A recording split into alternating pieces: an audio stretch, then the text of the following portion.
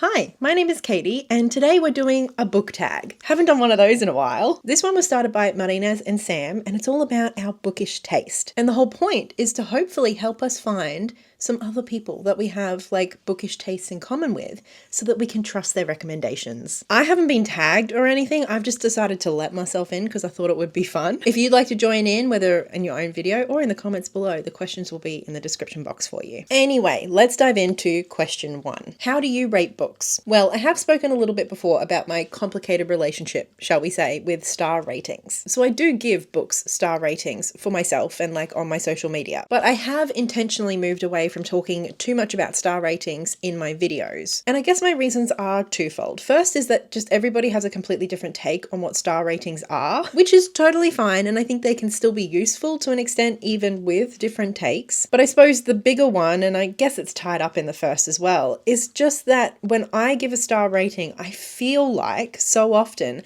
everything I've said before about the book kind of doesn't matter. I suppose at the end of the day, I'm here on YouTube, not necessarily to like give reviews, although that's definitely part of what I do. I'm more here to like share and to have discussion about books. I want to have a conversation. And I just don't feel like star ratings are very conducive to that. Because in my experience, so often when I would give a star rating, it's like that would just supersede every other thing I had said about the book when it came to the conversation. I think too, and we'll get onto this a little bit more in a second, I do read quite widely, and I read a lot of things from not only different genres, but different categories. And so I do definitely find it hard to kind of convey like my thoughts and feelings in a rating, especially when I'm talking about children's books, because I am a children's bookseller. And so I read a lot of kids' books, and like putting them on a star rating when I'm also rating like books that I'm reading for personal enjoyment in like the adult category, it just all got a little bit messy and a bit convoluted, and I just wasn't having a great time. I think too, there's a third factor, I suppose, in that I would often look back on my star ratings and feel differently. It's like the way that a book settles in your mind over time. Like I feel like that's almost like a different feeling sometimes. So a book can be really, really fun, great entertainment, incredible read in the moment, but it's not necessarily something that lingers and stays with you. And that lingering and that staying with you, that kind of fermenting, that's something I really value about a book too. The star rating system wasn't really serving me and the way that I like to talk about books online. So I do still rate most of the books that I read more for myself so that I can kind of quickly look through books that I loved versus books that I hated. But that's kind of it. I more see it as like a personal categorization system more than I see it as like a method of review or an addition to a review. And like I said, I think star rating systems can be useful, but I don't like it either when people that I watch rely too heavily on ratings. And certainly that's not to say that most people do this, but I think it can be a bit of a crutch for people sometimes. I am much more interested in how a book made you feel and what a book made you think than I am in like a category of a star rating at the end. And I suppose that leads us into question number 2. How do you approach reviewing books? What's your review style? Again, I'm going to be annoying and say that it depends. It depends on the video that I'm making, like the context that I'm talking about the book in. Sometimes I make videos that are literally like half an hour of me just like going deep into spoilers of a particular book, just one book. Sometimes I make fun, fluffy reading vlogs where I try to read 20 middle grade books in a half an hour video, you know? So the kind of discussions and the way in which I talk about those books is very different. I suppose what I try to do is to tell you what the book is about. I feel like a lot of people call what a book is about is just like the plot, and I don't really think so. I'm much more interested in what the book is like saying, what it's talking about, the conversation that it's having. And that's not to say that every book is necessarily having some big grand conversation, right? But I do think most books, at least most books that I read, are about something. There's a theme. That is much more what I try to talk about. I also try to talk about like the feeling of a book. I'm not somebody who like has a list of tropes that I'm interested in, or even a list of like genres that I'm interested in. I'm much more interested in themes and the way that a book feels. The experience of being in that book. What is that like? So in my reviews, particularly I suppose if we're talking about fiction, I will talk a little bit about like the setup of the book and the plot, but I do that more so that I can then have a little bit of a discussion about the themes and some of the things that came up for me, and also some of the things that I did like about the book and how it worked, and some of the things that I didn't like about the book and what didn't work for me. It's funny because I feel like the way that we talk about like analytical views on reading versus emotional views on reading. It's almost like it's a spectrum and these are at two ends, opposite ends. Whereas I feel like I do both at the same time. I'm a very emotional reader, but I'm also a reader who is interested in having a conversation and a dialogue with the book that I'm reading. And so I don't know, I guess I hope that both of those things come across in the way that I talk about the books that I read. I will say that when it comes to children's books, when I do talk about kids' books on this channel, I do take a little bit of a different approach. I read a lot of like junior fiction and middle grade that like I liked well enough, but aren't necessarily like for me, right? And so in those cases, I might more be talking about like the strengths of the book in terms of like what it's trying to do for the reader that it's like intended for, and how it does and doesn't succeed in that. And also then like who I would or wouldn't be recommending it to. Overall, I would definitely say that the way that I talk about books, I'm even hesitating to say reviews because I don't really think that I do reviews here very often. I do think that I'm more talking about books. And so in that sense, I think it's much more casual here. I definitely am just kind of like sharing my thoughts and my feelings, and I'm hoping that you might do the same in the comments below and that we can chat about books a little bit, because that's my favorite thing. That's genuinely my favorite thing. Question number 3 is, what is the book that made you a reader? For me, that is so easy. I was not much of a reader as a kid. I loved the idea of books, but I hated reading because I wasn't very good at it. It wasn't until I was like 15, 16, and I finally got glasses, which helped an awful lot. And I also had an English teacher that really believed in me, and I got asked to participate in the English extension program for year 12. And over summer, we were asked to read a couple of books. 2 of those were The Handmaid's Tale and Rebecca. And I remember feeling like I didn't really understand them in their entirety, but I just was obsessed. I loved them both so much. And so even though it did take a little while from there for me to like kind of find my footing with what I did and didn't like, I think those 2 books combined are what made me the reader that I am today. Question number 4, do you have a genre niche? No, I definitely do not, but I also wouldn't consider myself someone who reads like everything. There are definitely genres that I just haven't found myself enjoying. I would say mystery, thriller, and horror would be 2 that I just like haven't gotten into. I've tried, I just haven't found anything that I liked. Over the last couple of years, I have definitely like had a bit of a foray into genre fiction. Previously, I was much more like a lit fic kind of person, and I have had some fun. I've had some fun in a few of the different genres. I would say the most successful would probably be fantasy sci-fi, but even still, I wouldn't consider myself like a genre reader. There's not a particular genre that I'm like, yes, that's what I read. And I have found even within those genres, it tends to be like the lighter end of the genre. So like low fantasy, more like thought experimenty, near future sci-fi, rather than like space opera. I guess generally, and there's always exceptions to the rule, but generally speaking, I'm on like the lit fic end of genre fiction. I think that just does come down to the kind of reader that I am, which we'll talk about a little bit in a second. I suppose for the categories that I do read a lot of, I do read lit fic. I do also read a healthy amount of nonfiction. I love graphic novels and manga, and I read kids books too. Within the children's kind of category, from like board books all the way up to YA, my favorite definitely is middle grade. Question number 5 is, do you generally prefer character-driven or plot-driven stories? And of the 2, I would definitely say character. Character all the way for me. Okay, now we're diving into the questions that will require me to tear apart this pile, because I just pulled a whole bunch of books that could be relevant to the next few questions. I didn't put them in the correct order. I haven't even narrowed them down. So it's about to get messy, basically, is what I'm telling you. Although for question 6, I did accidentally put the right book on the top. Isn't that great? What's a book you love so much that you don't care if others don't like it? What's one book that you love enough for everyone? And although I feel like there's a lot of books that I love that people fucking hate, that's okay.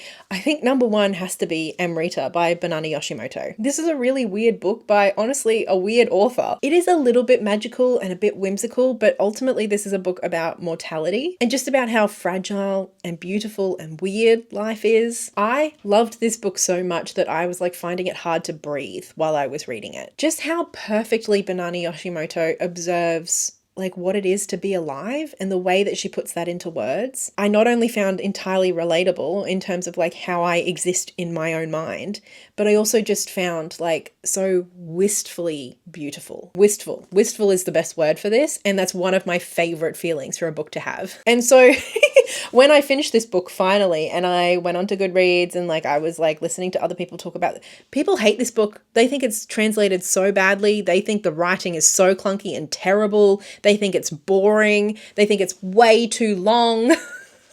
At first I was kind of like shocked, and then I was like, no, I can kind of see what you're saying. I just do not care.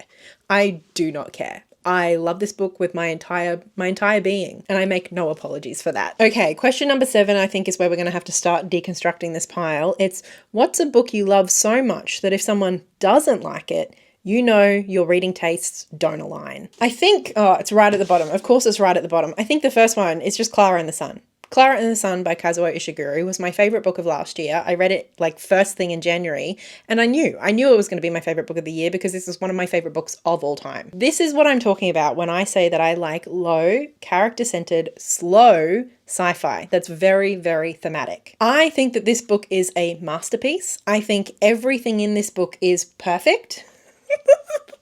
I sound ridiculous, but it's true. I think the writing is so intentionally sparse and yet beautiful. The way that the author kind of unveils the world to us through Clara's limited scope. Masterful. I'm just going to keep using that word. Masterful. I just loved this. I loved this so much. And so if you want to come on here and tell me that this book is too slow, it's boring, it has no point, there's no plot, that you don't like Clara, I'm sorry, I didn't hear anything you said after that because I'm not listening anymore. But as an example of a book that I loved and other people love, but if you love it for the wrong reason, if I can say, then yeah, I'm kind of side-eyeing a little bit. I'm not going to lie. Convenience Store Woman by Sayaka Murata. I loved this book. To me, this is a really heavy book, a really, really heavy book in a lot of ways. To me, this is a book about a neurodivergent woman doing her best to survive in late-stage capitalism. Is it at times a little absurd? Absolutely. Is this rollicking, hilarious, funny comedy? No, absolutely not. I don't know, I feel like I'm going to get into shit for saying this, but at least for me, if you just think that this was just like funny, if you just think this was hilarious start to finish and it's just kind of like a simple funny story, I don't know how you can arrive at that conclusion unless you're laughing at the main character. I don't know how you can just find this like a good, fun, fluffy, funny time unless you're laughing at neurodivergence. And so this is an example of, it's not so much whether somebody loves or hates this book, it's more the reasons they love or hate it and the way that they talk about it that can tell me an awful lot about their taste and the kind of reader they are. Truly, this question is a lot easier for me to answer in reverse. The books that I really didn't like, and if you love, we definitely have different taste. I could go on, and I suppose I'll put up a few books that are red flags to me, not because I loved them, but because I hated them, and for very particular reasons. And so if somebody I come across like loves these books and raves about these books, especially without touching on any of the problems that I had, it's definitely a red flag for me in terms of our tastes. Absolutely not. We are not aligning. Question number 8 is, what's in your trash pocket? I love this so much. This is basically like your guilty pleasure, but that you do not feel guilty about whatsoever. And I suppose the two things that came to mind for me were these two. Rollicking, good time, fun, fluffy books, or series, I should say. The first is the Lady Tramp Memoirs by Marie Brennan. I just fucking love this series so much. This is so fun. There are definitely like peripheral issues that I can see why people don't like these books, but for whatever reason, I am just able to sink into this and have such a good time despite it. For me, this is the kind of book that like I love wholeheartedly, but when it comes to giving recommendations, there's definitely some caveats, you know? And then the other one I was thinking of was the Jodie Taylor series. What is this series even called? The St. Mary's Chronicles or something? I've only read 4 books, but in particular this first one, I read this in one sitting. I just was swept away in such a ridiculous kind of way. Like I almost felt like I was in this like frenzy with this book. And honestly, it checks all the boxes that I normally don't like. Like it's very fast-paced, plot twisty kind of thing. Like, yes, it's very voicey, and I think that's something that I like. Like the characters are very strong and the narration is very strong. I really enjoyed the humor. I also just liked this take on time travel. It was just fun in that messy, chaotic kind of way, which is not something I usually enjoy. And so to find myself enjoying it, I was just kind of in shock and along for the ride. Messy, chaotic madness. And yet I kind of love it. I'm not going to lie. Okay, now that I've aired my dirty laundry, let's look at question number 9. Do you have any deal breakers in books? Something that, if present, immediately turns you off. Of course I do. I am unapologetically picky. I really don't like things that feel gratuitous. I really don't like when things, whether it's like violence or like, I don't know, just anything. I don't like it when it feels like something is just done for the sake of doing it. The romanticization of abusive relationships, Absolutely a deal breaker for me. And kind of going along with that, just like icky dynamics that aren't there because they're exploring the icky dynamics, but because they're supposed to either be sexy or the author just like didn't think about it. I would say dialogue. Dialogue is a big thing for me. If a book just has way too much dialogue and it feels like the characters aren't even talking to each other, but they're talking at us, the reader, I hate that so much. And look, this list could go on, but I will just say the final thing is suicide. And that's not to say that I can't ever read a book that includes suicide, but the way that mental health and suicide is handled, I'm going to be especially sensitive to, given my history. I've had people tell me that I am ungenerous and nitpicky around these topics, and yes, absolutely I am, and I make no apologies for that. What's a strong opinion you have about a book released within the last year, whether it's overrated, underrated, or just a take you need to share? Oh, okay, so I honestly haven't read a huge amount of books that have come out in the last year, and I feel like I've chosen violence for most of these questions, so I'm going to opt for the opposite here, and I'm going to tell you about a book that I loved that I think you should pick up and read too. It's The Time Travelers. This is an anthology of Palestinian speculative fiction edited by Sonia Solomon. This is genuinely the best short story collection I have read in a long time. I really don't think that there was a dud in here. I think I either liked or loved every single story, and there's like 4 or 5 that have really stayed with me months after having finished it. I genuinely don't think I will ever forget, in particular, the one story about an older Palestinian lady who has died, and it's kind of set in the near future. So amongst her items that people are inheriting, they're also inheriting her memories. And watching how this kind of changes the way that her family not only sees and remembers her, but like think about each other. And oh my God, incredible. So, so good. So good. So do yourself a favor and give this one a go, especially if you like anthologies. Question number 11 is, what do you look for in writing? What makes a book stand out to you? Is it prose, style, themes, voice, structure, or something else? And I suppose you don't need me to tell you, but themes. I am always looking for a thematically rich book. Some other things that I tend to be an absolute sucker for though, is just like a book with a really strong voice, like really strong narration. Kind of taking that to the next level, I am an absolute sucker for a book narrated by like an unusual narrator. That can be anything from a little girl named Tetley who lives on a garbage patch in the middle of the ocean. Maybe it's narrated by a sentient robot, or maybe it's narrated by an animal. All stuff I just love. There's something about it. There's just something about like a very strong voice and an unusual narrator that I just love. I've already mentioned this with Clara and the Sun, but I love a book that asks me questions. Even if I don't end up loving the book per se, I still like appreciate the book and will generally enjoy the reading experience. And I suppose if I can just say one thing, and I don't know quite how to capture it, but I really appreciate a book that will like commit and like knows what it is and commits to it. I can enjoy a wide variety of kind of like tones and atmospheres and themes.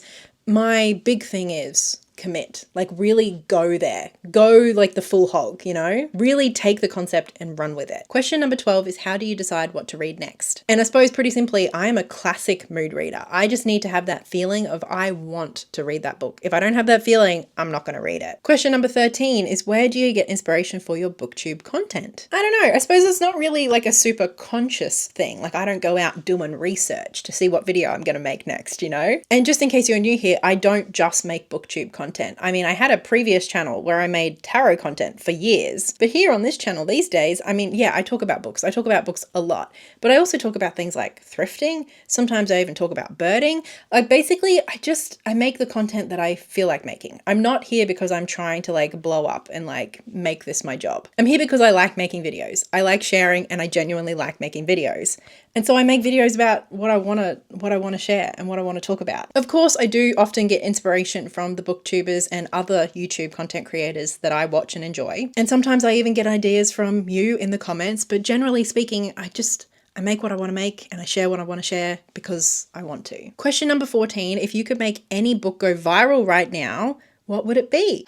This was hard. I really struggled with this question because I am aware that my tastes aren't usually like the most popular taste. And so there are definitely books that I am obsessed with and I think are brilliant that I don't think have a big enough readership. But maybe it's just because other people aren't as into this as I am. I don't know. There are definitely books that I wish more people would read because I genuinely, like, I felt changed after having read them. But I know that this is a really big, difficult book to get through, and I know not everyone will be able to push through it or will be interested in pushing through it. At the end of the day, though, there is one book that I often think in my head, like, I just wish I could make everybody read this book. Like, if I had to pick one book that everybody just kind of had to read, especially white people, it would be this one. It would be White Tears, Brown Scars by Ruby Hamad. This is the book that when I'm in conversation, particularly with like white feminists in my area and in my community, white people in general, this is the book that I just so often wish I could make them read. I don't know how else to put it. Also, I suppose I know that this book is actually quite well regarded internationally. Ruby's Australian. And here in Australia, upon this release, Ruby was absolutely torn to shreds by academia at large, the media at large, like absolutely destroyed. Like, I don't know how else to put it. She was torn down. And so I suppose living in that context where this book is not widely read in Australia, it's not widely regarded in Australia, I definitely wish more Australians would read this book. I know we're mostly talking about fiction in this tag, but genuinely, like, that was my honest answer. So I had to give it. And finally, question number 15, who are some booktubers with reading tastes similar to yours?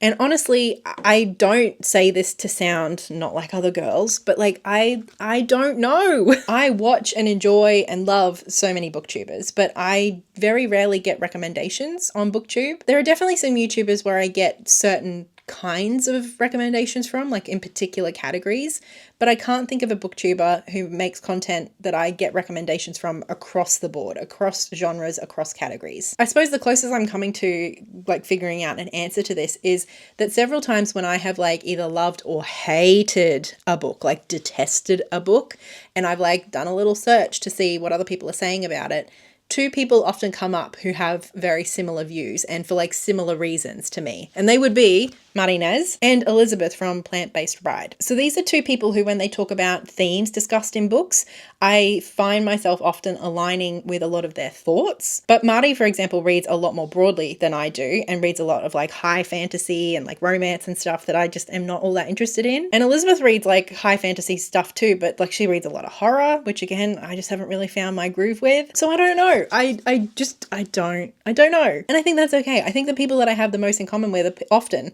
the people in the comments. But anyway, there we have it. That is the end of the tag. Thank you so much for hanging out with me. And thank you for Marty and Sam for starting the tag. As I said, the questions to this will be in the description box below, and consider yourself tagged, whether you want to make a video or you just want to answer them in the comments. A big thank you as always to my lovely patrons over on Patreon, and especially a big thank you to Livia and Lynette Brown. And thanks for hanging out. I will see you again in the next video. Until then, happy reading. Bye.